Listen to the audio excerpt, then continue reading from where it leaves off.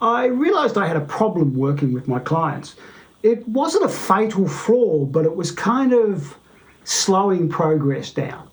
I work with business experts or thought leaders, and I help them come up with their big idea, a new piece of IP that they could launch into the marketplace as a new product or a service. And usually this meant a keynote presentation or a book or a course. And in the early days, I was designing board games. And what I found was that they'd come to me and they'd go, I've got this idea for a book. And we'd start working on the book, but it just wouldn't hold up. It'd have a few holes in it, or it didn't work out in some way. And the breakthrough around this came from reading one of Seth Godin's books. Love Seth Godin, read all his books, big fan.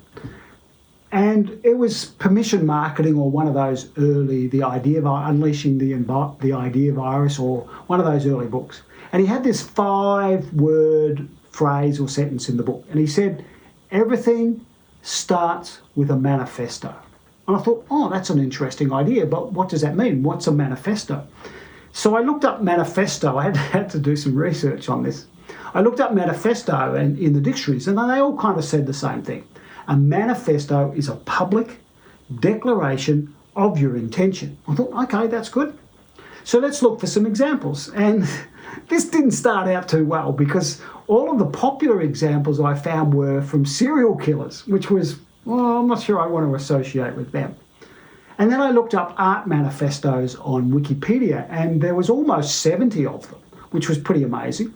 And then I realised that in various countries around the world, during elections, the politicians would make their election promises in the form of a manifesto. So if you vote for me, I'll deliver this, this, and this, and this.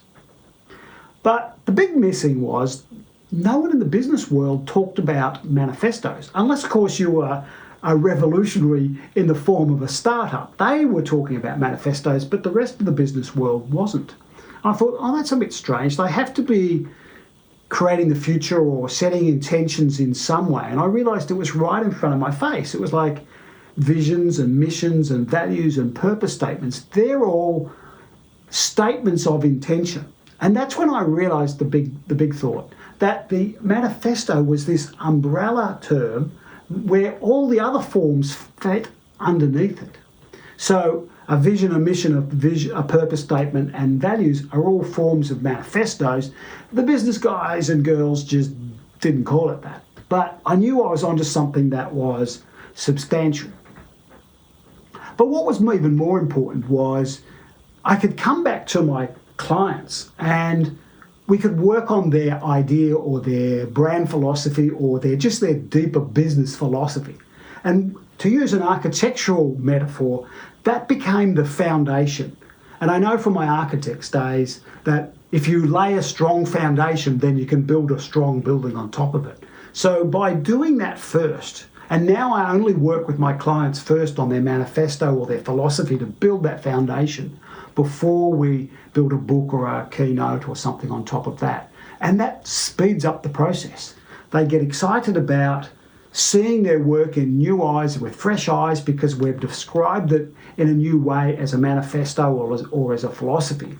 And then they also get excited because it's much quicker to express it in a new form in terms of a keynote or a course or a book. So that's the story of how I came up with or started working on manifestos, that it was the most powerful way I could think of to come up with creating ideas and creating the future. And if you want to create your future for yourself, for your business, for your community, for the world, then you need to start with a manifesto too. And you're in the right place. There's lots of great videos on this channel about how to do exactly that.